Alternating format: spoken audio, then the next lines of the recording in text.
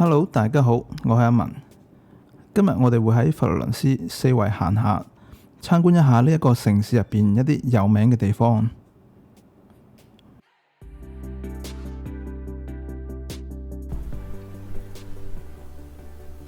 佛罗伦萨有3座桥是比较出名的，这里是第1座，然后往那边是老桥和恩宠桥。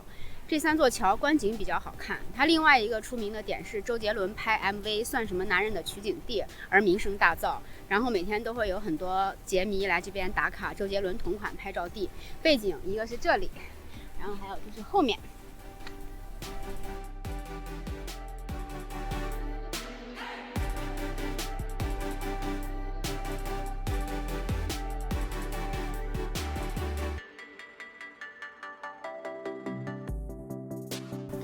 佛羅倫斯嘅薩維奇奧老橋係佛羅倫斯嘅標誌性建築。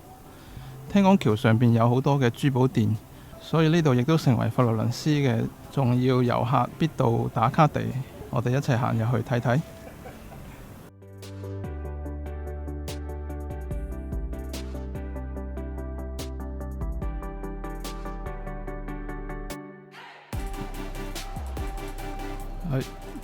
我哋已經到咗維奇奧老橋啦。其實喺呢度橋上面行呢，係完全唔覺得佢喺度橋嘅，因為兩邊都係街道。正如我之前所講嘅，呢度好多啲珠寶嘅商店，好多手工藝品。但係而家太早啦，好多店都未開門。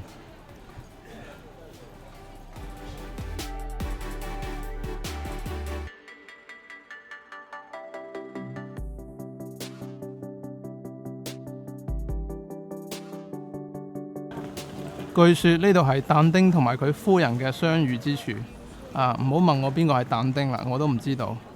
然後啲情侶呢就會將啲鎖喺呢度橋呢個位呢度，以表示真愛喎。所以呢度呢就有好多鎖喺度啦。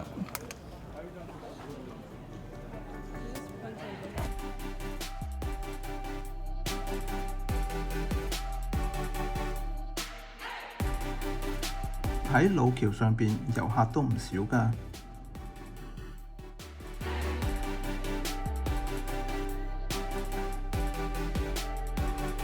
從老橋落嚟，向烏菲茲博物館方向行，呢一個位欣賞老橋呢係相當之唔錯。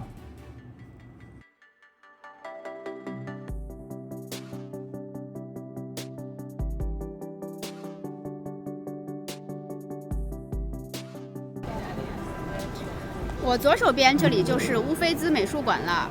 来佛罗伦萨，如果你没有提前订票的话，每天的行程就是排队进美术馆，排队进博物馆，排队进大教堂。但是因为我们对艺术没有特别的研究，所以我们就只在外围看看就好了。然后这里再往前走30到50米，就是周杰伦 MV 的同款打卡点了。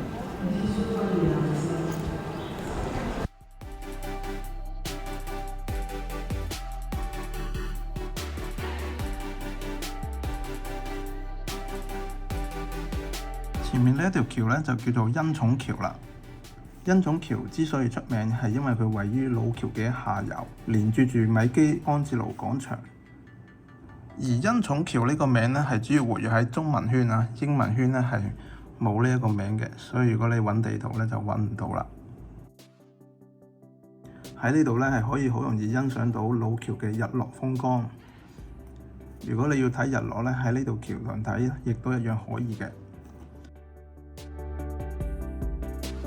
同埋水鴨。前面呢度呢，就係佛羅倫斯嘅舊宮麥基奧宮，佢係而家嘅市政廳所在，入邊亦都係有一個博物館嘅，可以入去參觀一下。咁我哋睇下前面人多唔多先，如果人唔多就入去睇睇。好啊，睇睇。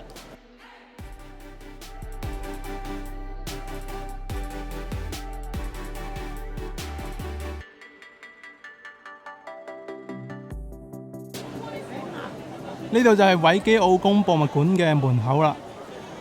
大家可以見到啦，人係非常之多嘅。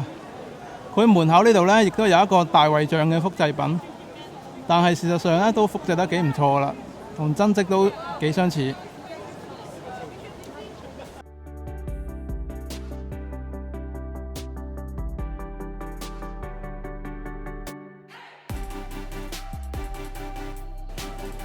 從呢可以見到啦，維基奧宮上面係有個鐘樓嘅。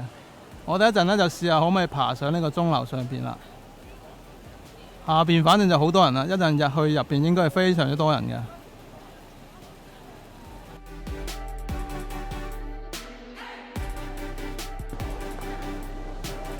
我哋而家入嚟博物館啦。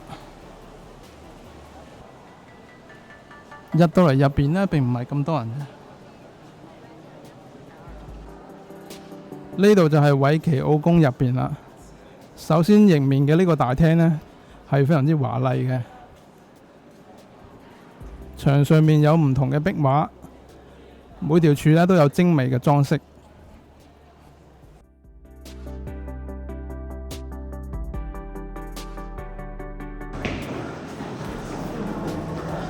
而家我哋就嘗試入去呢個鐘樓上邊。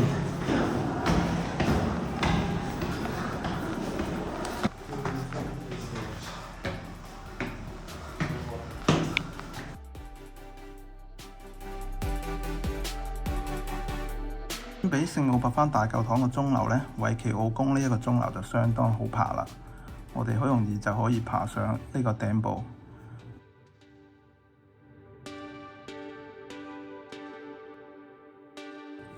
喺舊宮有一啲角度呢係非常之特別嘅，就好似呢度咁。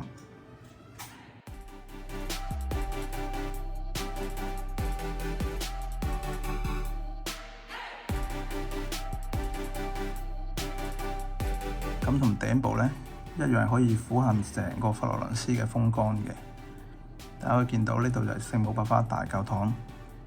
咁佢頂部由於係太多人排隊影相啦，咁我哋就不便喺度逗留嘅，所以就好快咁影咗幾張相呢，就落嚟啦。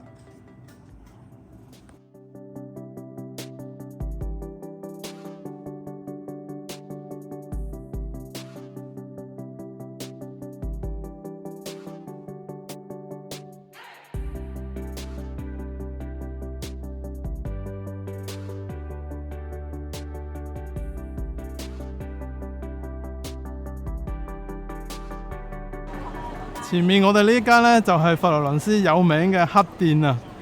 喺 Google 上面呢，1500個評分啦，居然淨係得1.1分啫，而且佢個標籤係，哎，看名店1.1分嘅評價啊，有錢。個標籤係詐騙、搶劫、欺騙、遊客陷阱，超誇張啊！啊，就係呢間啦啊！真係認住佢個名啊，大家遠離佢。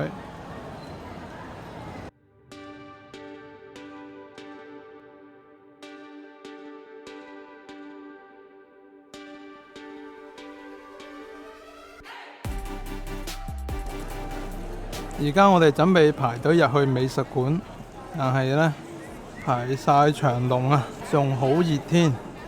旁邊已經有一位老人家中咗暑啦，非常之唔舒服。呢個排隊機制呢，實在非常之唔友好啊！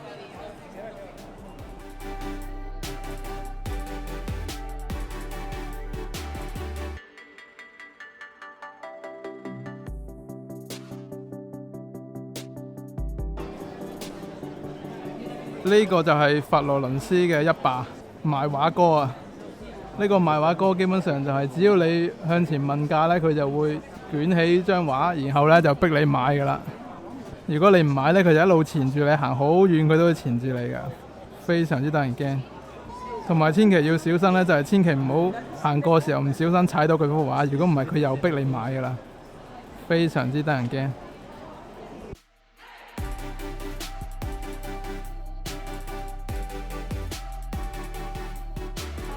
前面呢度就係佛羅倫斯美術學院嘅美術館，我哋差唔多排咗2個鐘噶啦，終於就快可以入去啦。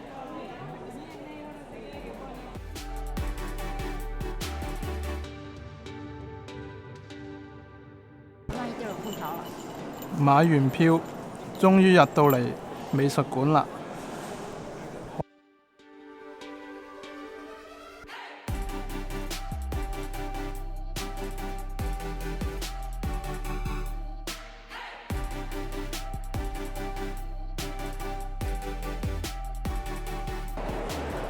嚟呢度好大部分都係為咗睇米高安哲羅嘅大衛像。喺呢個展廳入邊呢，有5、6個石像嘅，其實全部咧都係米高安哲羅嘅作品，但係真正完成嘅淨係得大衛像啫，其他都係未完成嘅作品嚟嘅。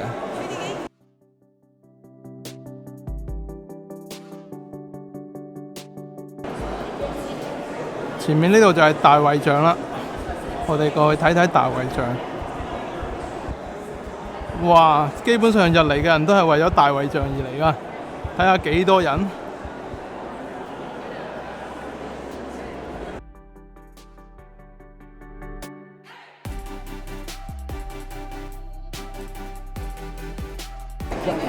呢個就係米高安哲羅最有名嘅石像啦，大衛像。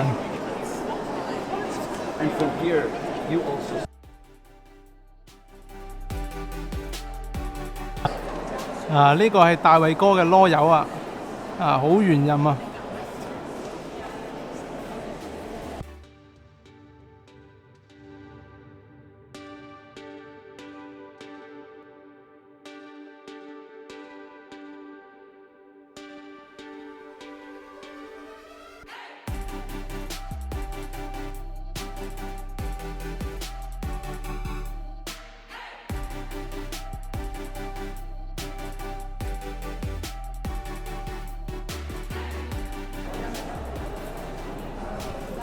哇！呢度有好多雕像啊！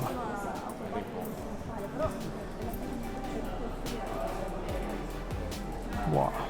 各種各樣嘅女性雕像啊，全部都係女性雕像。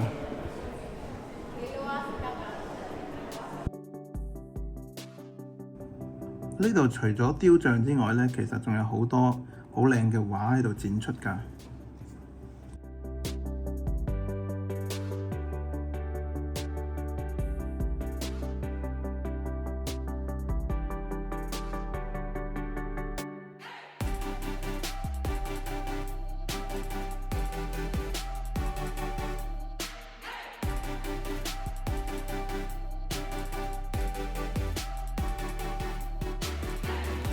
喺佛羅倫斯咧，有一樣嘢非常之煩嘅，就係搭巴士啦。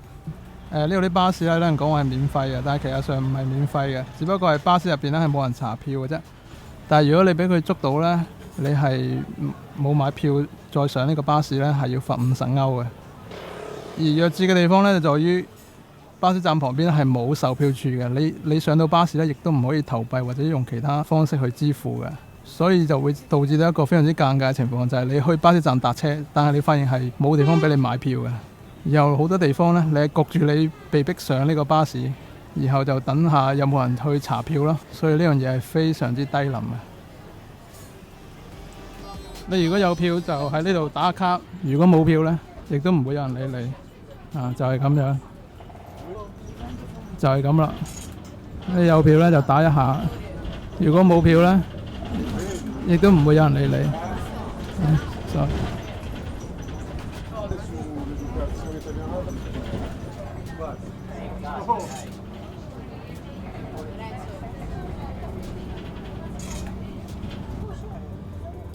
而因為呢個巴士票呢係90分鐘有效嘅，你喺呢90分鐘內呢係可以無限坐嘅。喺呢個期間你上巴士呢係冇人理你嘅，所以就睇你個膽夠唔夠大啦。好多時就係如果你用呢個票係過咗時嘅時候，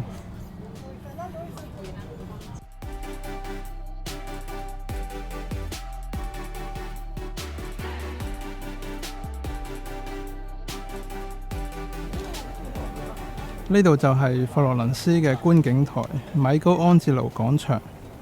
喺呢度呢，就可以睇到佛羅倫斯嘅全景啦。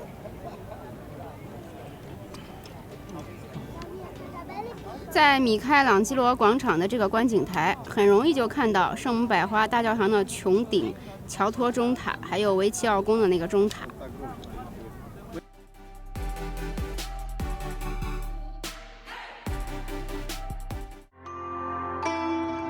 一開始嚟到佛羅倫斯，我真係唔係好中意呢一個城市嘅。街邊亂七八糟嘅塗鴉啦，逼到爆嘅遊客區啦，種種原因啊，我都唔係咁欣賞佛羅倫斯啊。但係當我喺佛羅倫斯逗留咗短短幾日之後，我就完全感受到佢文藝復興時期嘅魅力啦。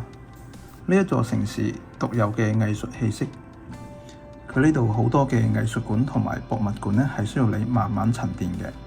就好似呢度好多文藝復興時期嘅建築，有着好多華麗嘅雕塑嘅外表，呢啲嘢啊都係需要你細心去欣賞嘅。